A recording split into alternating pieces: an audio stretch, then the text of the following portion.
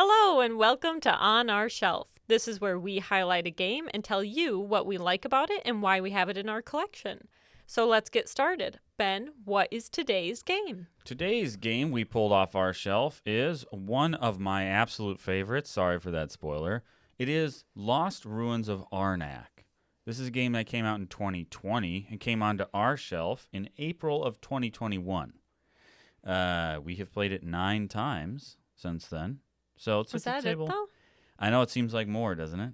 I would have said 15 or 16 times. Yeah, right. No, we've only played it 9 times. And I think that sounds about right because we've played twice with the expansion. We'll talk about the expansion towards the end of this. And so it made sense. We probably played it about 7 times and then played it with the expansion. That feels accurate to me. Do you want to give a quick, if anyone doesn't know the game, just a quick overview kind of how it works or how it plays? Yeah, sure. I'll do a complete rules explanation. I do want to mention, so this is number... He's going to read the rules. Absolutely. It is number 33 on Board Game Geek. That's very high. This game is very well regarded, right? It has lots of awards. It was 2021 Kennerspiel Jahres nominee. Whoa. Didn't win, but it's won. Ouch. I think it won 2021 Medium Game of the Year for the Golden Geek Awards. It won a ton of awards from the Dice Tower Awards. Mm-hmm. So, this is a well-known game. We'll put it that way. Well-regarded, well-known. So I did not prepare at all. I will try to explain how the game is played. I mean, just some quick. It doesn't have to be everything. Yeah. But if someone goes, what kind of game is it? It is a... Right. I think it's critical to talk about the rules of the game, right? So... I would say so. It is a worker placement deck building hybrid. Yep. So there are worker placement spots out on a board. Thematically, think about Indiana Jones or your academics going on an exploration looking for the Lost Temple or the Lost Ruins of Arnak or whatever, some mystical jungle I think land. Arnak might be in there or something. Well, there's all kinds of big monsters and shrines and all kinds of things. And that comes up very loosely throughout the game, mainly just through artwork, I would say. But each person has 2 workers, so not very many. Nope. And then you start the game with a hand of cards that has some very generic actions in it. They're like, get a money, get a compass, and there's several different resources you're collecting, and the resource bits are actually very nice. But you're collecting resources by putting workers in spots or by playing cards. So here's the thing. When it's your turn, there's a couple of things. You do one main action on your turn. And there's a couple of things that are considered main actions. They could be placing a worker on a worker placement spot or moving up the the temple track on the side of the board, which is essentially you looking for the lost temple. And then also card play, right? Lots of cards, they do all kinds of different things, but cards a lot of times are main actions. But there's also cards that are not main actions. I think they're called instant actions. Yep, they have little lightning bolts on them. So if you see that, you can do that before one of your main actions. Yep, you can do as many of those on your turn as you want. Which you can get very, depending on the spots you have available and whatnot. You can be like, well, if I have 2 compasses and I use my cards to get that, I can exchange it for this quick. So you can kind of work out that puzzle just to try to get maybe one main action done then. Right. So you're trying to score points throughout the game. And points are scored by cards you acquire into your deck. Again, one of the main actions is spending money to buy item cards or spending navigation tokens to get artifact cards, meaning you found them, right? They're on the island and you found them. Yep. Those are essentially the 2 currencies you use to buy cards to build your deck. The interesting thing in this game, when you buy a card, it doesn't go in your discard pile. It goes at the bottom of your draw pile.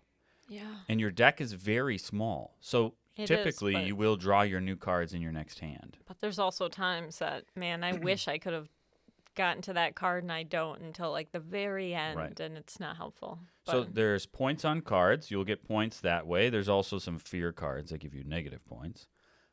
Getting up the temple track is big points. There's a couple of point triggers along the way, and then at the top, Depending on how far you get, it's worth a certain number of points. And then at the top, you can spend even more resources to get even more points. There's like certain tiles. Like the treasure. Yeah. Oops, bumped the game. And then another way to score points is by defeating guardians. So in the beginning of the game, there's only a couple of worker placement spots. They're called like campsites, I think. But there's all kinds of empty worker placement spots out on the board. And it's this big, beautiful board with tons of empty space on it. Mm-hmm. And you can spend a certain number of resources to go explore a site and essentially add a new worker placement spot to the board that everybody will get to use. When you find it, you'll get the goods off of it. But there's always a guardian on all these new sites. Which is like a monster. If you don't fight it, it's no big deal. You'll take a fear card when you leave that spot. But if you do spend the resources to defeat it, each monster will have a different cost and resources to defeat. Then you'll get 5 points towards the end game. And so you kind of collect any monsters you defeated over the course of the game. Yeah, and you get a couple extra bonuses with all this kind of stuff. Little like shrine pieces and this and that you can spend for more resources or there are more points if you use them one way and all sorts of little things like that. But that's kind of the main game is the worker placement to get the resources, to move up the track, and to get points from all that. And getting points in all kinds of different ways. And it's a fixed number of rounds. I think it's 5 or 6 rounds, but not a fixed number of turns in each round. Each round you could take as many turns as you have resources for and until you decide to pass, or you have to pass because you've run out of stuff that you can do. You've played your whole hand, or you've used all your resources and all your workers, and then you move on. So I think that's a good picture of how the game is played. So I think next we should talk about, we still have it on our shelves. Do we continue? We want to keep it on our shelves, and why? If we do, why? I definitely do. I think it's definitely my top 3. I don't know if it's my favorite game. Top 3 board games of all time? I would say top 3 because I like that it's this medium weight. It says on the box 30 minutes per player, and I think it does probably take us about an hour. So it's not too long, not too short. I like the medium weight where there's still a little bit of a puzzle, switching out resources and trying to, get to where you need to be on the temple or research track stuff. Mm-hmm. But it's not so over the top that by the end of the night, I'm rarely like, I'm too tired to play this game. Where there's some games where I'm like, I can't think about that tonight. I'm too tired for that. This one, maybe it's a theme. It always seems fun and not too thinky where I'm always ready for it. Well, I think, not to pat ourselves on the back here, but we certainly do a good job of making this game fun. Every time we play it, we have jungle theme music playing. It's a must, guys. Right. There's like a certain YouTube playlist that we always go to, and it's so good. It's so good. It's just like, it immediately puts me in like the mindset of playing this game. You can picture when you pull back the vines and there's the temple. Like I am picturing that while playing. Well, and it's funny is like, does the music make me thematically there, or have we played the game with the music enough times that now like the music just reminds me of playing this game, which I love this game. I'm with you. This is one of my favorite games. Mm-hmm. Like I can't argue with myself around that at all. It might even be my favorite game. It's certainly one of the first ones. If somebody came over who was a gamer and was like, what game should we play? I would say, have you ever played Lost Ruins of Arnak? Let's play that. And I think people who like heavy games and even people like lighter games almost all seem to like this one. This is kind of a great meet in the middle, no matter what style you are. Also, I'm not like fantastic at the game, which I like because then I'm always trying to do a little bit better each time. I always want one more worker. Like if there are 3 workers, that'd be great. There aren't. There's only 2. You are always like, if I could just do one more little thing there. I always want to get up the track a little bit more than I did the last time. And so it does feel like a constant puzzle I'm still trying to figure out, which I like. I don't want a game that I'm like, oh, I know the way to do this. You do this, this, this, and then you're there. So.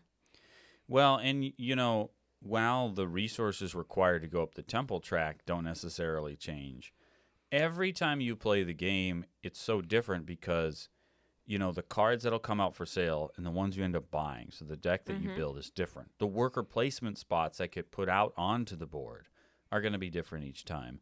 And this is actually one of the things I like about the 2-player version of this game is that you don't see a lot of the cards. You don't add a lot of new worker placement spots, meaning that the game sort of like opens itself up to you over a longer period of time. You get a lot more plays out of the 2-player game than if you're playing 4 players and you're cycling through the deck and you're cycling through the worker placement spots a lot faster, and you're like, oh, I've seen that one before, or this is how that works. It's kind of fun to sort of like get it a little slower. Stop hitting the box. I know, I keep hitting the box. The artwork in this game is also awesome. I really enjoyed the artwork, the colors, the way the layout is. Everything makes sense. The resources are fantastic. The little there's little arrowheads and little tablets that look like little old tablets in stone. Like all that stuff adds to the theme, but it's done really nice where it's really fun to play with too. Yeah, absolutely. For me, this one is one I always pull out because I think, for one thing, the mechanisms in the game are some of my favorite. I like worker placement games. I like games with lots of different kinds of resources that you're having to manage and to pay for things, to do stuff, to change one for the other. And I like deck builders a lot. I really like deck builders. So this is sort of like this perfect mishmash of that, and it's at just that right weight where if you know how worker placement works, if you know how resources work in Euro board games, and if you know how deck building works, I could teach this game to you so incredibly fast. But then as soon as we start playing, every decision feels so crucial but small. A lot of times you're like, I'm going to go here to get 2 coins. I'm going to play this card to turn these 2 art tablets into an arrowhead. Yeah. Or whatever. I'm going to move my thing up the track 1 space. You sort of chip away at the game the whole time. Like, it's many small decisions that then make up at the end where you end up. And like that's what you were saying is every time you get to the end, you always feel like you could have done more somehow, some way. Like you made so many choices over the course of the game as to what cards you bought, what came out of your deck, the order you played the cards, what worker placement spots you went, and how you decided to spend the navigation tokens or the compasses or whatever they're called, whether it was moving up the track or opening up new spots or using them to buy artifact cards. You have to make those decisions throughout the game. And we've, like we said, we played 9 times. And over the course of those plays, like I've tried all those different kinds of things. Buy tons of artifacts to get points. Open up lots of new spots by doing lots of navigation. Hoarding all my navigation to do, other things. Excuse me. And it, every time I think the reason why it would be very hard for me to let this game go is I don't have to re-reference the rule book, right? The rules are very straightforward. It is very straightforward. Yeah. But when I'm playing, I just feel like I'm like thinking things through in an important way. Like I'm making important decisions, and I'm not quite sure what the outcome of those is going to be, and we'll see at the end, but you have to sometimes make a choice on how you're going to spend your stuff and what you're going to do. Well, and in this, it definitely depends. There are times that, when you move up the track, you will get some sort of bonus for moving up one. So sometimes it's maybe, hey, I want to buy this card, but I'm 1 money short. But if I move up the track, I can get 1 coin. But to move up the track, I need 2 rubies. Well, I have 1 ruby. To switch out this 1 ruby, I just need to go to this one. And so you're about 8 spot or like turns in your head away. But if you do it in the right order, you can get where you want. And I always want to be able to do it in the right order a lot easier. And so every game, I think I'm trying to get to that point where it's not the next turn and I go, oh my gosh, I totally missed like 3 things. Why was I not looking at this? Like I want to recognize that a lot faster. Mm-hmm. And so every time we play, it's like, I know there's a way to get this resource. And you're like looking around. And so it's always like a different game between the cards and all that too. Do you have any negatives to say about this game? No. Not really. Not that I can think of. What about you? I would like in the future maybe a expansion to the card decks. I wish there was more Yeah. items. I wish there was more artifacts. I also think while this rules wise is a family weight game, it is the kind of game that you can't luck into winning. And so somebody who is a gamer, not necessarily having to be experienced with the game again because it's not terribly complex. Mm-hmm. But a gamer is always going to is going to get to play more than a non-gamer probably who comes to this, right? So if we pull this out with non-gamers, grandparents, whatever, you could teach it to them and they could play, and what's going to happen is they're going to watch you take 18 actions on one round while they took 5.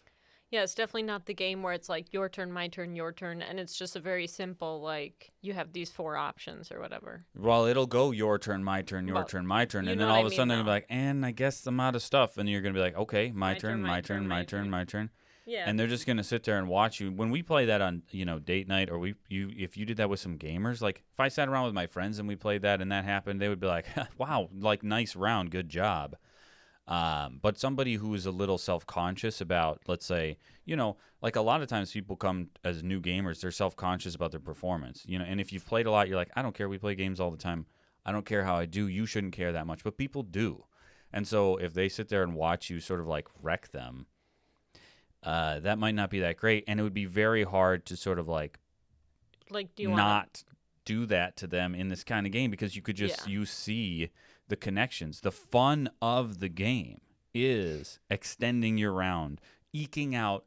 If I found some way to get one more resource, I could keep going. Then the chain could begin again. Exactly. Well, I think though that's why I like this game for the long run. It's a game that like I want to play again and again. I don't necessarily want to introduce new people to this. I want them to learn it and then come to our house and play it. Is what I want. I mean, I would introduce someone to it if they wanted to play. I'm not saying like, oh, it's not gonna ever be fun, but I would want it to be like someone I play again and again with. I don't think it's like a one-time game with some new person. Right, but this is like if Ken, he moved out of town. If he came back to town, Ken's in town, and he sits and plays this game with us. Mm-hmm. That would be a perfect game for that, right? Because you just teach him very easily. There isn't a lot of gotchas. There isn't, oh, remember this or do that. It's the cards are very self-explanatory. There's not a ton of symbolism that you have to memorize. No. Everything's the costs of things are right on the board and what you get. It's so straightforward. The resources are like in the base game that you get really good resources. The resources are good. We upgraded some from Etsy. We went to Laserland on Etsy, the shop name. And we got the little books and magnifying glasses and like coins and compasses. But I mean the ones they come with for like the tablets and the arrowheads and the gems and stuff, that is all really nice though. It's top notch, right? At what I think is if I remember correctly, a pretty reasonable price point for this game. You get nice plastic components, some cardboard tokens, wooden player tokens. It's a good mix of all kinds of different fun stuff. Lots of nice cards. The board is big and beautiful. Like the colors on the board, the artwork of the board and stuff. It's really nice. It's like those small things can go a long way. And I think it's one of the reasons why this game has sort of like climbed its way to the top of people's opinions is it's easy to play, but it's a real heavy thinker. It has some depth to it. And then it's at the same time, it's like very beautiful. And like even the color of the water down on the bottom part of the board, I like the color of blue that they chose. Yeah, and I like the way the board fits together really nicely. I mean, we were even playing a game the other day. I won't say what it is. No, but like there's some games where you're like, where do I put this little small chunk of a board for this part? Or where do I put, and it's kind of weird. This one fits in the middle of the table easy and you can see everything. There isn't like, oh, there's cards up there. I have to read the description. I can't get to them or anything. So that's really nice. I appreciate that a lot because when there are cards that you have to like read to pick them up and it's way on the other side of the table, then that's no fun at all. So we kind of mentioned the expansion. Yep. Expedition Leaders is the expansion for this. So the expansion comes with new player boards and starting decks. So you get sort of a player power of sorts, because your deck is typically very small over the course of the game, and you get a couple of new starting cards that play a certain way. There's a guy who uses fear cards to get stuff. There is a guy, one of the characters can acquire item. Whenever you buy an item, it goes on the top of your deck. No, it goes into your hand, I think. I mean, there's like a woman with a falcon that does some extra bonuses. So they each have like something special about them, and they start with like 2 or 3 kind of bonus cards special to them. And I like that.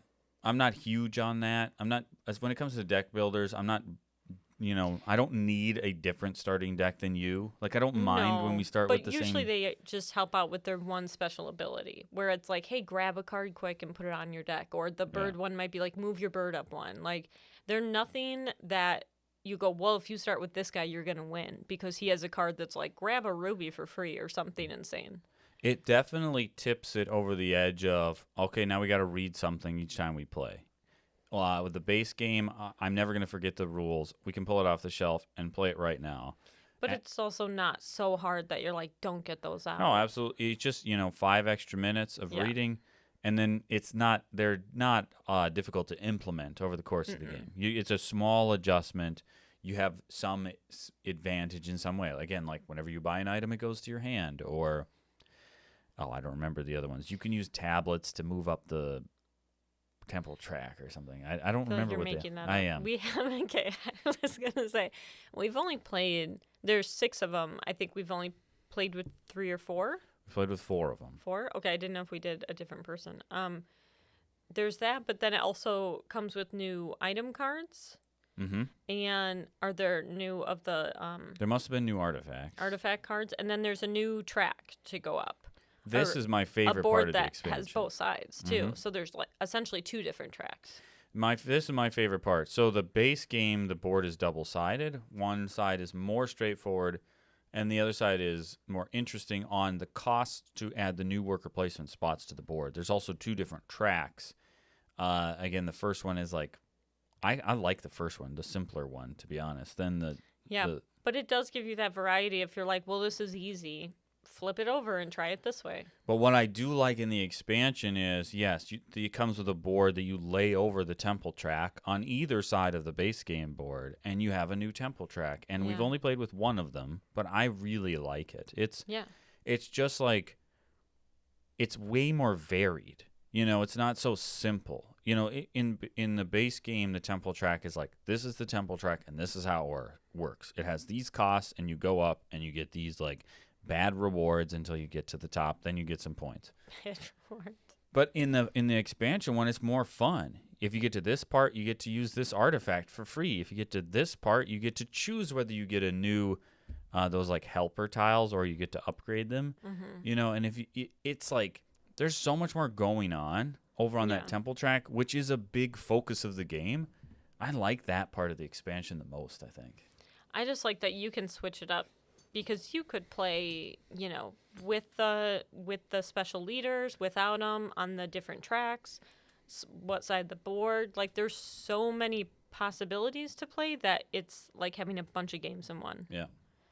So would you consider the expansion a must-have? I don't think it's a must-have. But I do like that it gives you more variety for the temple track. Even if you're like, I'm not a fan of playing with special ability leaders, I like that there's more tracks and cards. I would say it's probably not a must-have, but there's nothing, in my opinion, negative about it.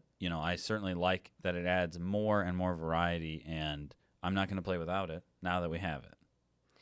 Yeah. Right. And I mean, yeah, exactly. You don't have to play with all the parts if you don't want to. I think it's a great base game if you just wanted the base game, but I think both are good. So, we both said already, this is one of our favorite games, and it's going to stay on our shelf. Actually, Ben? No. Yeah. But here's what we want. I think we want to end every single one of these on our shelves with. Do we recommend other people go out and add it to their shelves? This one I would say yes. This is an absolutely. Yeah. I think this, of the past few years, this is my favorite game that has come out. Mm-hmm. Of like, if I look at all the games that we've gotten and played over the pandemic, over the last couple of years, this was my favorite one. Yep. Without a doubt, hands down. Yeah, and I know I said it before, but people who like lighter games or heavier games, from what I've heard, all seem to also really like this game. Mm-hmm. So I think, like, no matter your level, if you're like, well, I'm not a big fan of heavy games, I think it's a really good medium weight. And it's not too long, it's not too short. I think it's like a perfect right in the middle for everyone. So if you've been holding out off the Arnak train, but you've been curious, seek it out, give it a try. We highly recommend Lost Ruins of Arnak. Okay. Well, thanks, and we'll do a new game next week. Have a good one. See ya.